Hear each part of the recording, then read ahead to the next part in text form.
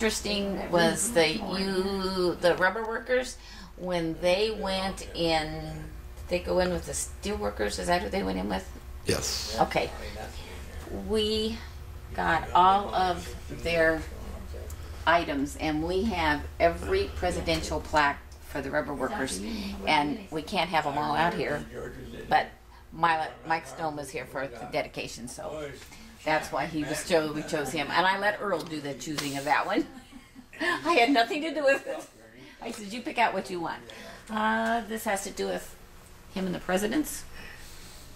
Gene walked in the door, and then we got it wired right. We got it wired. And after we got it all wired, this has to do with the unions, negotiations. Then we have these three boards here, which this is memory, and when he died, and being president emeritus. They've been fortunate to keep on health. I guess in that sense we didn't go through this. I didn't show you this, but these are some of our favorite things.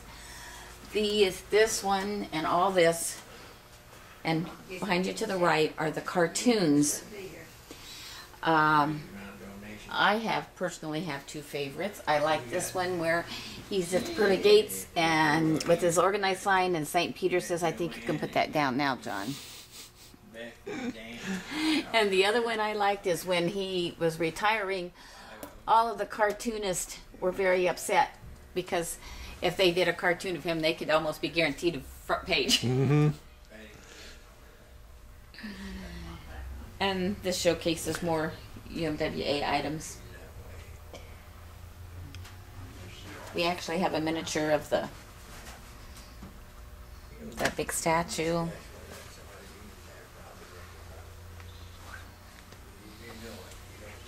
Oh, and here, this is an original. This was, we laminated 1886 labor cartoon, and then this one. And there's no date with this one, but those are two old labor cartoons.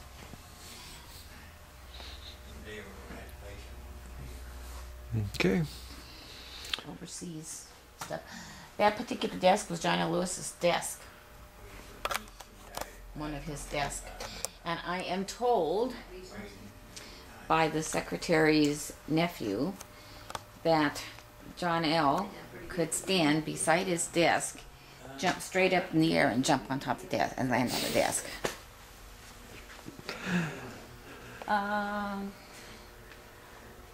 These are just family portraits. This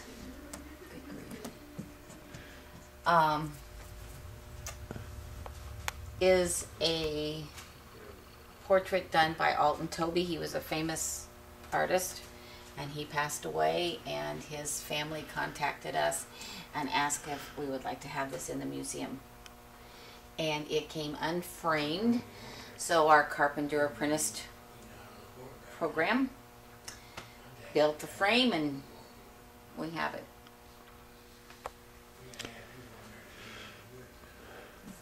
Okay, tell me the story about this again. Okay, this is the bronze statue of John L. Lewis given to the museum by the United Mine Workers of America, and that includes Canada. And they unveiled it on the day of the dedication of the museum. And you just never know what you're going to find. My in-laws found this at an auction. Took one look at it and said, well, we need to buy that and give that to the museum. You know, you just never know. This plaque goes along with the statue of the locals that gave. This particular photo of John was the original one that hung in the United Mine Workers headquarters in D.C. in his office, in John L.'s office. We have several of those pictures around, but that is one that hung in his office.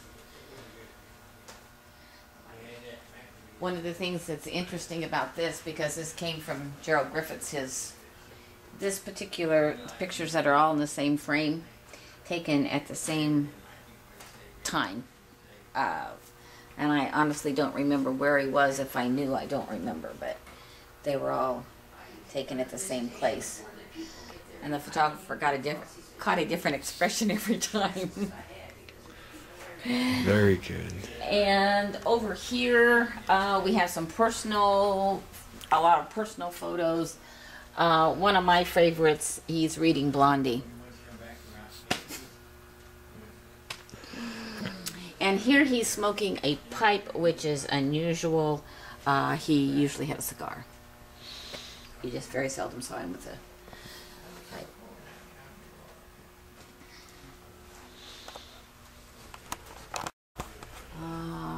Yes, here's the little girl that... Yeah, there's a little girl that these are pictures of the little girl that died. These two. Of typhoid when she was 9. The local banker. And I don't remember which one. Must be that one over there. Oh no, it's this one. This is the one that was delivered. That Trumpka gave on the day of the dedication.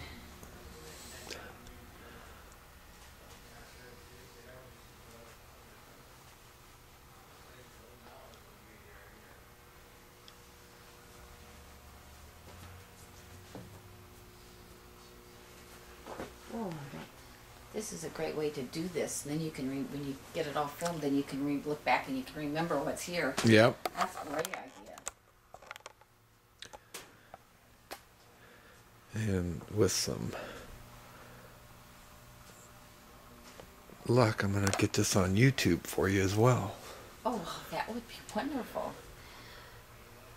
When we volunteer, we don't always get everything done that we would really like to. I feel badly that sign's down. I'll find it. And I have to tell you, this coal car here came from Colorado. We had some local guys go out and get it, and then they had to restore it because it was in extremely bad shape. I mean, as far as the wood was concerned, they redid the wood. And is this what would be in the coal mine here, or more so that? Both. Okay. Along with the tools. We have a variety of pictures. We actually even have a pregnant coal miner. This is the sunshine they used. This is what they call the mining sunshine they used for the lamps. And I had a gentleman here one day who couldn't believe. He said, we have things in this museum, and his life ambition is to go around the country and visit coal mining museums. And he said we had at least a dozen items in here that he'd never ever seen before. Knew about, but never ever seen. This is a tamper. They would drill the hole in the vein of coal, on the wall, and they would put the powder in here and put it in, and then use this and tamp it back in the hole. Okay, and tell me about the... Okay, this is the patent and the blueprints for the carbide light, and Lorenzo Evans is the gentleman who invented the carbide lamp, and the patent is dated October 1911, October 10th, 1911.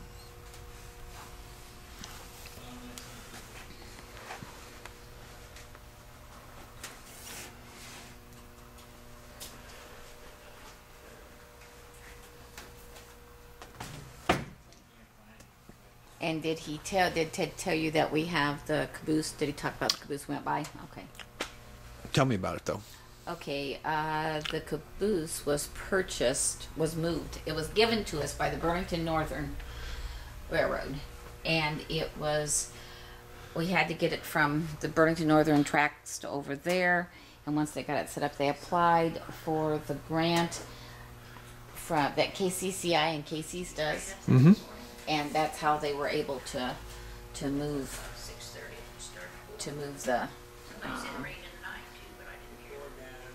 the caboose. Okay, now tell me the story about. Okay, Dr. John Bell was John L. Lewis's father-in-law.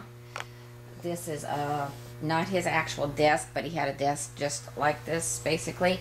This is Dr. Bell's chair. Those are actually his official, those are really his documents up there on the wall. And the bottles and the different items that they use for medicine back then. Running for mayor. Pardon? About John L. running for mayor. Oh, okay. John L. Lewis ran for mayor of Lucas one time, and his father-in-law went around and told everyone not to vote for him because John L. was destined for bigger and better things, and John L. lost the election, and you know the rest of the story. It's kind of like a Paul Harvey story, isn't it?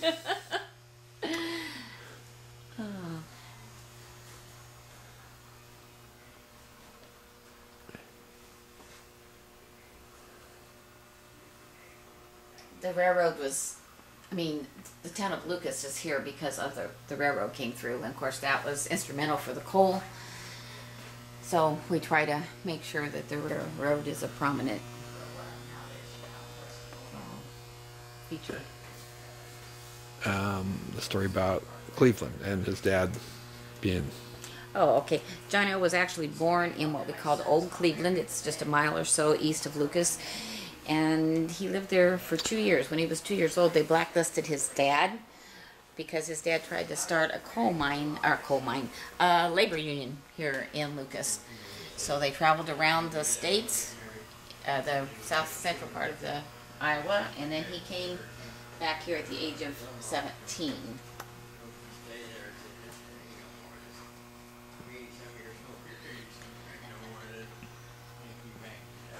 I was trying to think if there was anything over here.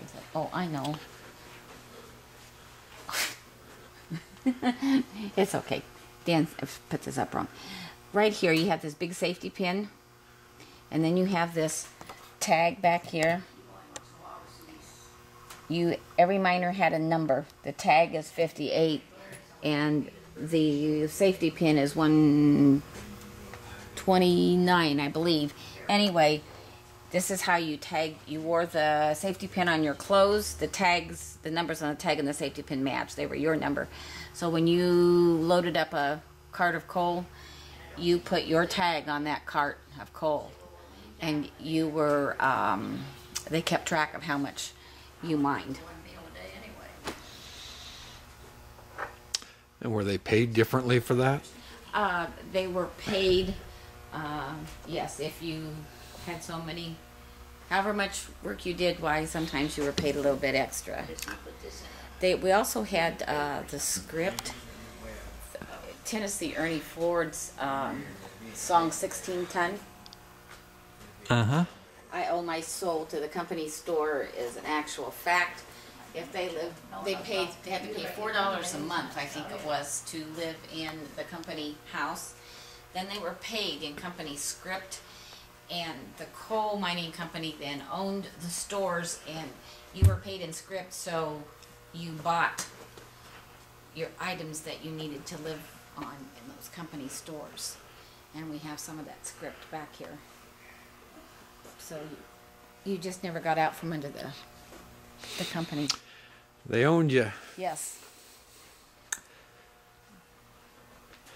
Okay, now about her. Okay, this is Ann Headley. She was with the UMWA from 1934 to 1969, but from 1960 through 1969, she was John L. Lewis's secretary while he was president emeritus, and she's given us many, many items that were John L.'s. Actually, in the other showcase with his personal items, there is a rose that we laminated that she had kept all these years, that he always wore a flower in his lapel. And there is a little stuffed bulldog with a top hat and a cigar in its mouth that she gave him because they called him the bulldog when he was fighting for the miners. So she...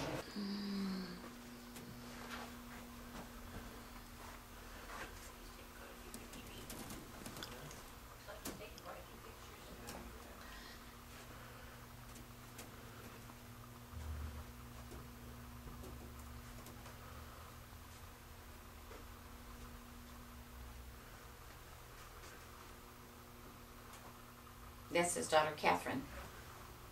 She was, quote, his right-hand man. And she was under his thumb, so to speak. And several times she tried to remove herself from him and his persona. And she would go to work for someone else or try her hand at something else. And the next thing she knew, she was right back helping her dad. It was meant to be.